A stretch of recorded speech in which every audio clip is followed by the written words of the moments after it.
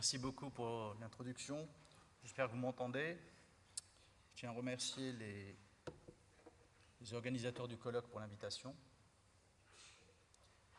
Et je vais vous parler d'un sujet assez intéressant aux soins intensifs, en fait, qui parle de physiopathologie de la défaillance cardiaque droite.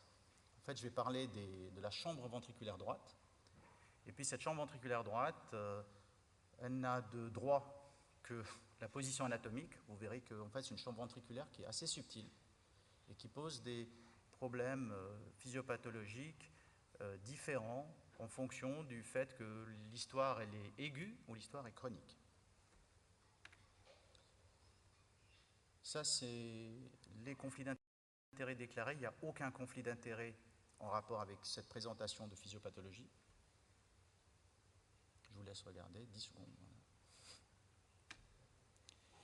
Voilà, alors je commence pour juste poser le décor. En fait, est-ce que la physiopathologie est importante, en fin de compte, aux soins intensifs? Et est-ce que c'est crucial, en fait, de s'intéresser à ce sujet? Quand vous regardez l'environnement des soins intensifs, et puis le patient des soins intensifs, vous voyez un patient qui est multimorbide, qui a plusieurs organes touchés, et qui est au bénéfice de plusieurs suppléances. En fait, suppléances médicamenteuses, des vasopresseurs, une réanimation volémique et des suppléances par des machines, c'est-à-dire une ventilation mécanique par pression positive, une dialyse des foies, une circulation extracorporelle pour des assistances cardiaques. Alors, cela le met en difficulté, en fait, pour le traiter, en fin de compte, sur une base de médecine basée sur l'épreuve. Parce qu'on est dans une situation de multimorbidité. Donc ça fait que ce n'est pas un organe qui est malade et sur lequel on fait une intervention. Faire des études, l'échantillonnage est complexe parce que les patients sont différents. D'abord, il y a très peu d'études randomisées contrôlées aux soins intensifs. Il y en a une dans la ventilation mécanique, dans l'ARDS Network, qui montre en fait qu'un poumon inflammatoire doit être ventilé avec des petits volumes courants. Donc, ce problème de multimorbidité va faire que les études randomisées contrôlées qui vont être réalisées vont se contredire. On a deux grandes études aux soins intensifs, par exemple glucose contrôle ou bien le protéine C activée dans le choc septique, où en fait les études vont être positives et négatives. Donc, c'est difficile de faire confiance à un P inférieur à 0,05 quand vous avez des échantillons de patients qui ne sont pas, en fin de compte, capables d'être étudiés. Alors maintenant, on dit « Ah, il faut une médecine personnalisée ». En fait, aux soins intensifs, vu qu'on a un problème de l'EBM. Alors, moi, je suis old school, donc intelligence artificielle, je ne connais pas. Je ne pense pas que je vais m'y intéresser jusqu'à la retraite. Par contre, ce que je sais, c'est que jusqu'à maintenant, la médecine intensive, c'est une médecine basée sur une physiologie appliquée. Et en fait, ce qu'on doit faire, c'est un peu remettre le patient dans un contexte de sa physiologie d'organe. C'est la seule façon, en fin de compte, pour pouvoir peut-être le traiter. Et la défaillance cardiaque droite, en fait, elle est exactement le bon exemple d'une physiopathologie appliquée. Alors maintenant, je vais vous parler de la chambre ventriculaire droite. Est-ce qu'elle est importante? En fait, oui, elle est très importante, la chambre ventriculaire droite. La preuve, c'est que comme le montre ce papier qui a 30 ans, mais qui est toujours d'actualité pour moi, parce que les patients n'ont pas changé, la pathologie qui fait décision dans le pronostic d'un infarctus du VD, en fin de compte, c'est d'un infarctus inférieur, c'est l'infarctus du ventricule droit. Voilà une étude, 200 patients étudiés, 107 patients qui, eux, présentaient un infarctus du ventricule droit avec un sus-décalage d'ST de plus de 0,1 mV en V4R, et puis 93 patients, en fin de compte, qui n'avaient pas cet infarctus. Vous voyez que la mortalité chez les patients qui n'avaient pas d'infarctus du VD et qui avaient un infarctus inférieur, c'était 6%. Par contre, ceux qui avaient un infarctus du ventricule droit avaient une mortalité de 31%. Ça montre en fait que c'est décisif en pronostic d'avoir un infarctus VD. Même en choc cardiogène, il y avait plus de choc cardiogène, vous qui mettez les P inférieurs à 0,05, plus de choc cardiogène dans les patients qui ont un infarctus du VD versus ceux qui n'en ont pas. Par contre, ce qui est intéressant, c'est que voir ce pronostic, en fin de compte, Donc, le deuxième composante importante au niveau, en fin de compte, de cette étude pronostique de l'infarctus du VD dans l'infarctus inférieur, c'est de se rendre compte, en fin de compte, que la fraction d'éjection du ventricule gauche, chez les patients qui n'avaient pas fait d'infarctus du VD versus ceux qui en ont fait, en fait, elle n'était pas différente. Les patients avaient, comme dans un infarctus inférieur, au taux de 45%. Donc, le pronostic ne dépendait pas de la chambre ventriculaire gauche, mais de la chambre ventriculaire droite. Maintenant, pour montrer, en fin de compte, la subtilité de cette chambre, c'est que vous pouvez vous poser la question si le ventricule droit, comme chambre ventriculaire, est vital. Et là, en fin de compte, vous avez l'exemple même, en cardiopathie congénitale, d'enfants qui sont nés avec un ventricule unique. Donc, ils n'ont pas de ventricule droit. Et Francis Fontan, qui est un chirurgien bordelais dans les années 68-69, a proposé une intervention où, en fait, il connectait la cave inférieure à la cave supérieure par un tube, ici intra-atrial droit, et il connectait ça à la veine. En fait, la cave sup et la cave inf, il les connectait à l'artère pulmonaire droite. Ce qui fait qu'il n'y a plus de ventricule droit. Et le débit transpulmonaire, le remplissage va se faire par un gradient de pression. La PVC est supérieure à la pression pulmonaire, qui est supérieure à la pression dans l'oreillette gauche. Et donc, il y a du sang qui arrive jusqu'au côté gauche sans ventricule droit.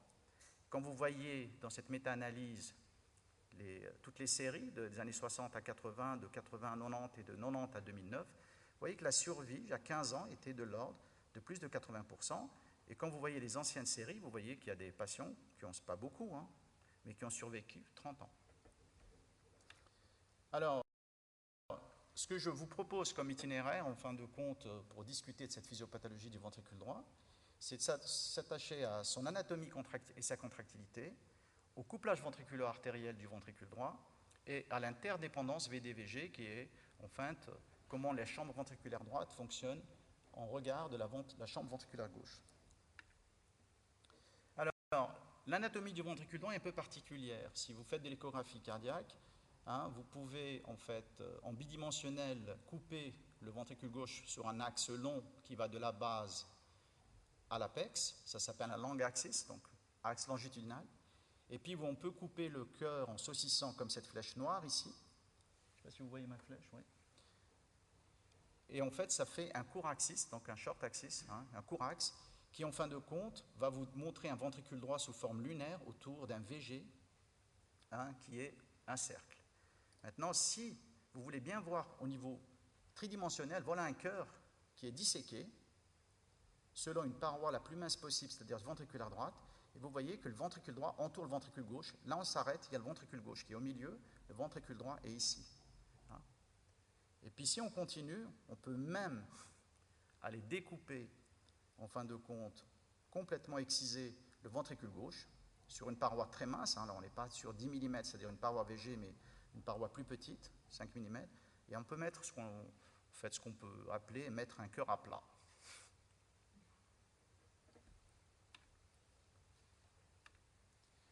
Alors, un moyen mnémotechnique, si vous voulez vous rappeler comment est un ventricule droit en court axe, c'est un lac Léman vu du ciel. Voilà, c'est exactement ça. Si vous enlevez ivoire, c'est parfait. Après, la chose qui est importante, donc, c'est volumétriquement, le ventricule droit est très complexe à mesurer, mais ce qui était le plus intéressant aussi, c'est de sa prédominance de fibres longitudinales que vous voyez ici en flèche noire. Je ne sais pas si ça paraît très bien. Voilà. En fait, ces fibres longitudinales de sarcomère, des alignements de cardiomyocytes qui vont se faire sur le sarcomère comme ceci, ça a un impact en fait sur la contractilité. Parce que la contraction du ventricule droit est une contraction longitudinale et pas circonférentielle. Voilà, le ventricule gauche a une contraction torsionnelle. Le ventricule gauche, c'est une essoreuse. À la fois une contraction longitudinale et un épaississement, ça fait ça en fait. Le ventricule droit, non, ça fait qu'un raccourcissement longitudinal entre l'anneau tricuspidien et l'apex. Ce qui le rend en fait très sensible à la post-charge, donc la pression qui règne dans l'artère pulmonaire. Par contre, comme c'est une chambre à basse pression, quand c'est en physiologie, en fait, c'est très efficient parce qu'il fonctionne avec moins d'oxygène. Donc l'extraction d'oxygène est de 50% dans le ventricule droit parce que la paroi est plus mince, alors que c'est 75% pour le ventricule gauche. Voilà. Donc, pour maintenir son débit, un ventricule droit n'a pas besoin de beaucoup plus d'adénosine triphosphate, alors que le ventricule gauche, lui, est très sensible à l'ischémie. Mais n'oubliez pas, la chose qu'il faut retenir, c'est que c'est une chambre à basse pression. Donc, pour résumer ici, chambre à basse pression, le ventricule droit est précharge dépendant. Il a une relation de Frank-Starling, comme tous les ventricules, le ventricule droit et gauche, mais il est très post-charge dépendant. Par contre, il n'est pas sensible à la contractilité. La paroi, la contraction n'est pas importante, sauf dans un cas chronique, comme on le verra. Par contre, le ventricule gauche, lui, il est inotropie dépendant et précharge dépendant selon la relation de Frank-Starling. Par contre, il est post-charge résistant.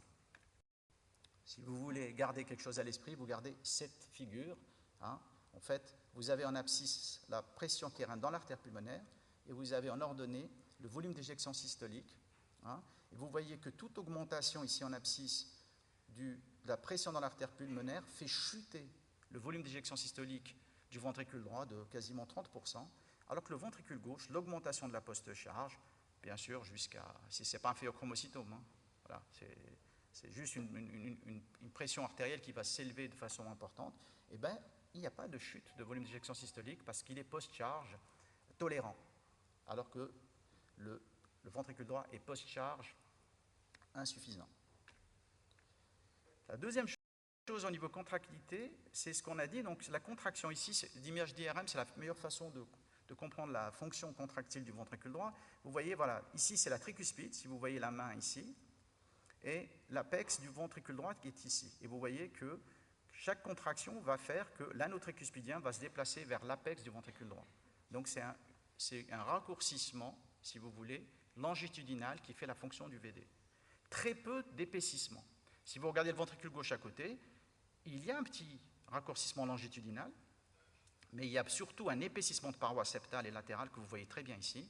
Donc c'est une torsion, c'est une essoreuse. Vous essorez, de façon intuitive, vous essorez une serviette comme ça, c'est parce que vous êtes le plus efficace, même si on ne vous l'a pas après, vous l'avez hérité. Voilà.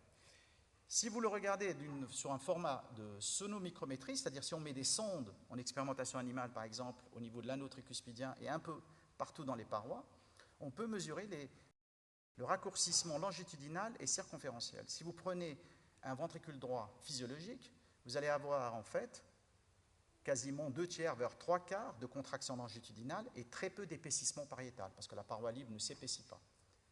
Si vous prenez un ventricule gauche, vous voyez qu'il y a autant de contraction longitudinale, 50%, que d'épaississement de paroi. Maintenant, prenons une maladie qui s'appelle la transposition des gros vaisseaux, ce qu'on appelle un ventricule droit systémisé. C'est des enfants qui naissent avec un ventricule droit qui, qu'au lieu de donner sur une aorte, il va donner, au lieu de donner sur une artère pulmonaire, il va donner sur une aorte. Donc il va être soumis à une post-charge systémique et pas une post-charge pulmonaire. Et regardez, qu'est-ce qui devient ce ventricule droit? En fait, il va diminuer sa contraction longitudinale et augmenter son épaississement pariétal, ce qui va faire de lui, en fait, les mêmes courbes que celui d'un ventricule gauche. En fait, il s'est systémisé, il s'est adapté. En fait, ça rejoint un petit peu Claude Bernard qui disait que la fonction fait l'organe. Et en fin de compte, le ventricule droit, quand il a le temps, il peut s'adapter et il peut réagir. Une chose très peu connue sur la contractilité du VD, même si, en fin de compte, les cardiologues n'en parlent pas beaucoup, c'est que dans la fonction ventriculaire droite, pour générer une pression, pressuriser un ventricule droit, 63% ici, dans cette étude, et un résumé d'étude, en fin de compte, est dépendante du ventricule gauche. En fait, c'est la contribution du ventricule gauche à la fonction du ventricule droit. Et 67%, plus de 2/3, de l'éjection du ventricule droit est dépendante de la fonction du ventricule gauche. Cela, pourquoi? Parce que le septum qui est entre la chambre ventriculaire droite et ventriculaire gauche, en fait, les chirurgiens l'appellent, de cardiopathie congénitale, ils l'appellent le lion du ventricule droit. Parce que le septum, quand il s'épaissit, il tire la paroi libre du VD et en fait, il améliore l'éjection. Deuxième partie un peu plus complexe, c'est le couplage ventriculaire-artériel du ventricule droit. Si vous regardez des courbes pression-volume, en fait un remplissage ventriculaire droit jusqu'à la pression télédiastolique VD ici en noir, une contraction isovolémique, une éjection ventriculaire gauche, qui est le stroke volume ici, jusqu'à la pression télésystolique, et après une relaxation isovolumétrique, ça va vous définir, si vous faites charger la précharge, ça va vous donner beaucoup de loops, beaucoup de boucles, et vous pourrez tracer, en fin de compte, une courbe, une pente là, comme ça, une ligne, qui s'appelle l'élastance maximale du ventricule gauche, qui est un reflet de l'inotropie. Hein? Ici, ES, 1,3 pour un ventricule gauche. Ici, si on prend la ligne, en fait, qui lie la pression télédiastolique du ventricule gauche à la pression télésystolique du ventricule gauche, on va définir l'élastance artérielle effective, qui est un reflet de la post-charge. Les deux, l'angle ici va faire le rapport ES sur EA, qui va définir en fin de compte l'efficience du ventricule gauche, c'est-à-dire sa capacité à fonctionner énergétiquement parlant. Ce n'est pas le travail cardiaque, c'est plutôt l'efficience. Prenez un ventricule droit, c'est une chambre à basse pression. Dans l'inotropie, vous voyez la pente d'élastance maximale du ventricule gauche moins pontue que le ventricule gauche. Et dans l'élastance artérielle effective, donc la post-charge, dans les pressions de l'artère pulmonaire sont plus basses, donc moins pontue aussi. Vous voyez que l'angle est ouvert, ce qui fait qu'on a un ES sur EA qui est supérieur à 1, donc ce qui le rend plus efficient. Par contre, si on augmente l'élastance artérielle effective ici, c'est-à-dire la post-charge qui augmente, automatiquement, vous avez une baisse de l'inotropie, puisque le point d'intersection est ici, et vous avez une baisse du stroke volume, ce qui le rend post-charge sensitive. Donc, il n'a aucune adaptation dans, en fait, la situation aiguë. Ça, c'est l'embolie pulmonaire. Voilà. L'embolie pulmonaire, le cœur pulmonaire aigu, avec choc cardiogène, c'est ça.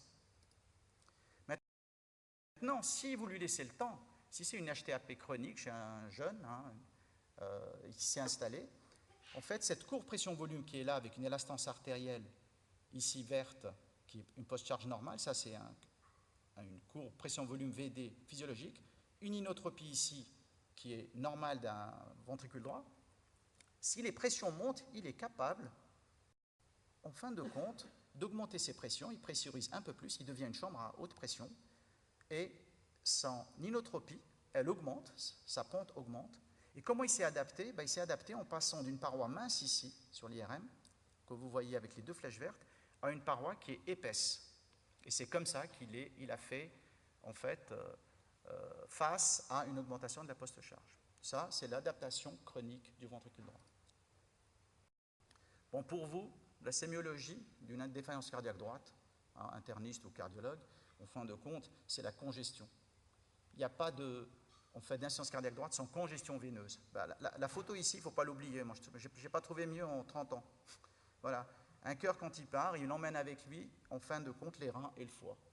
Le lendemain, vous avez des azatalates qui vont monter, un taux de prothrombine qui va diminuer, une urécréate qui va augmenter, et vous saurez que vous avez ce qu'on appelle un cardio-rénal ou un hépato-cardiaque.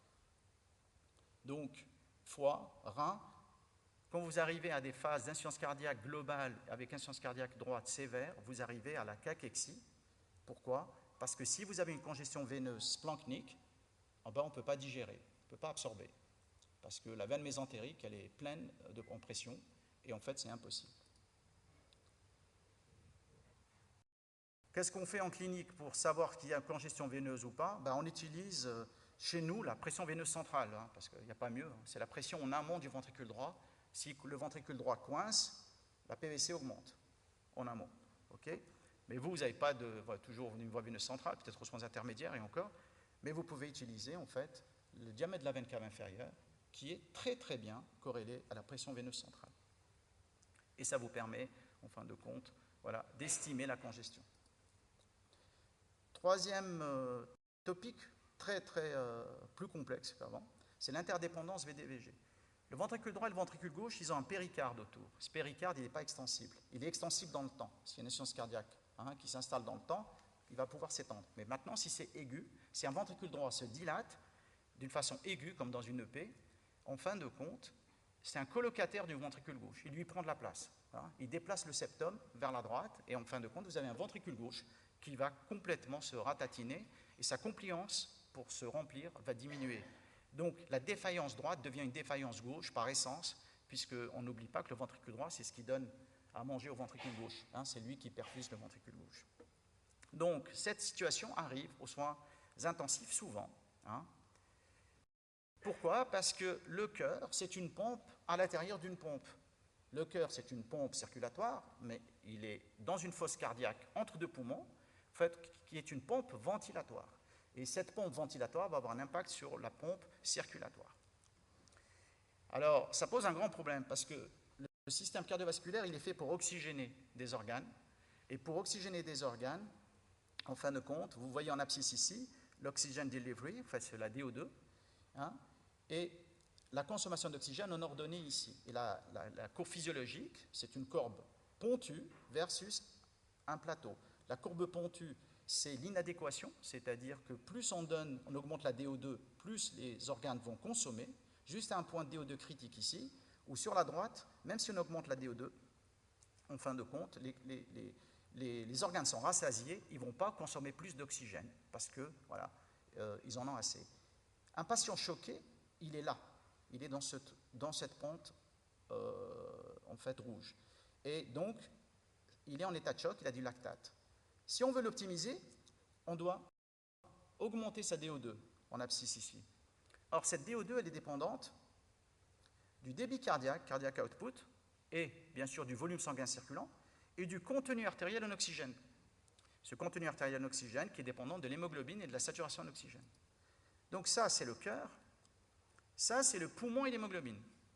Donc c'est des alliés. Si vous cassez cette alliance, en fin de compte, vous mettez en difficulté votre DO2, votre transport d'oxygène. Si la ventilation est trop importante et qu'elle désamorce un cœur, c'est pas bon. Et puis si un cœur, il est hyper compétitif et avec un volume sanguin circulant très important et qui met en OAP le poumon, c'est pas bon. Alors il y avait un grand physiologiste, pneumologue et intensiviste, je pense qu'il vit encore, hein, je sais pas si, voilà, John Butler, qui avait mis en fin de compte, écrit un éditorial qui a dit le cœur est entre de bonnes mains, en disant qu'en fait le cœur, il faut l'imaginer tenu par le poumon. Puis, 7 ans plus tard, il a écrit « Le cœur n'est pas toujours entre de bonnes mains ». Et il a pris l'exemple de l'asthme aigu grave et du BPCO, c'est ce qu'on appelle la tamponnade aérienne. Si vous avez en fait une hyperinflation pulmonaire, eh ben vous êtes dans une situation, en fin de compte, chez le patient, ce qui va rendre la compliance du cœur droit, en fin de compte, et du cœur gauche diminuer, mais surtout, elle va augmenter les résistances vasculaires pulmonaires. Pourquoi augmenter les résistances vasculaires pulmonaires? Parce qu'il y a une règle physiologique qui s'appelle la règle de Wittenberger, Journal of Applied Physiology 1963, qui montre que plus vous augmentez le volume pulmonaire, hein, c'est une courbe en U, mais à partir de la CRF ici au plus bas, vous squeezez les vaisseaux intra-alvéolaires et vous créez de l'hypertension artérielle pulmonaire. Hein. Donc, volume pulmonaire élevé égale HTAP, hypertension artérielle pulmonaire.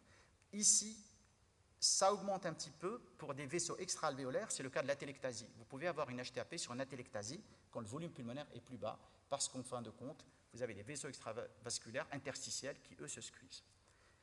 Mais nous, soins intensifs, on a une ventilation en pression positive. Donc, automatiquement, notre courbe est toujours à droite. Donc, notre volume pulmonaire est plus élevé, ce n'est pas physiologique. Donc, on crée des augmentations de la résistance vasculaire pulmonaire. Voilà. On aurait dû faire, en fait, du poumon, de l'iron lung, on aurait dû faire de la ventilation à pression négative. Ça aurait été une ventilation, en fin de compte, physiologique, mais on ne peut pas, parce que vous pouvez imaginer pendant le Covid avoir tout ça. On en a eu pendant l'épidémie de poliomyélite en Danemark, vous avez des photos, vous pouvez regarder, ils sont tous un à côté de l'autre, hein, ventilés avec des trachéostomies et avec un iron lung comme ça. Et ben on a choisi en fait le plus simple, celle où on met un tube et on met de la ventilation à pression positive, sauf que ce n'est pas physiologique. Pourquoi? Parce que ça désamorce le cœur et en fin de compte, il faut toujours jouer avec la ventilation pour ne pas mettre en difficulté le ventricule droit. Regardez ici un modèle qu'on avait développé en fin de compte d'un port pendant la ventilation. Vous avez ici en violet la courbe de pression airway et chaque fois que le volume courant est délivré, vous avez une diminution ici, c'est le volume d'éjection systolique battement par battement. du ventricule droit, vous avez quasiment 45% de baisse du volume d'éjection à chaque hyperinflation de pression positive. Voilà, en fin de compte, un cas BPCO qui vient d'être intubé, chose qu'il fallait peut-être éviter. On aurait mis une épurateur en CO2, on n'aurait pas créé une hyperinflation et puis pas une déférence droite. Vous avez un D-shape. Regardez, vous avez un... Ici, vous avez... Voilà votre VD qui devient un D, un septum qui est quasiment rectiligne, un mur, et un petit ventricule gauche, là, quasiment, qui n'arrive plus, en fin de compte, à éjecter. Donc j'arrive à la fin. Ce qu'il faut, en fin de compte, conclure et retenir, je crois, c'est que le ventricule droit, c'est une chambre qui est sensible à l'HTAP, à la pression artérielle pulmonaire élevée, et par contre qui est tolérante au volume. Que 66% de la fonction systolique du ventricule droit est dépendante de la fonction systolique du ventricule gauche. Donc il ne faut jamais oublier cela. Que le cœur dans la fosse cardiaque, en fin de compte, est une chambre pressurisée à l'intérieur d'une autre chambre pressurisée qui sont les poumons et le thorax. Et que la physiopathologie du ventricule droit, elle est assez subtile et complexe parce qu'elle est adaptative et réactive. Donc le ventricule droit ne se comporte pas de la même façon dans un contexte aigu que dans un contexte chronique.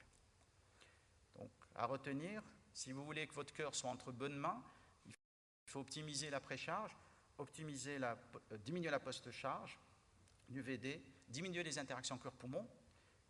Et puis je n'ai pas parlé d'augmenter la pression systémique du ventricule gauche, qui est un traitement de la déférence cardiaque droite, parce que je n'ai pas eu le temps. D'abord, en plus, je suis bavard, j'ai même dépassé mon temps probablement. Donc, vous pouvez poser la question. J'ai 2 slides derrière, je peux vous les montrer. Voilà, je vous remercie.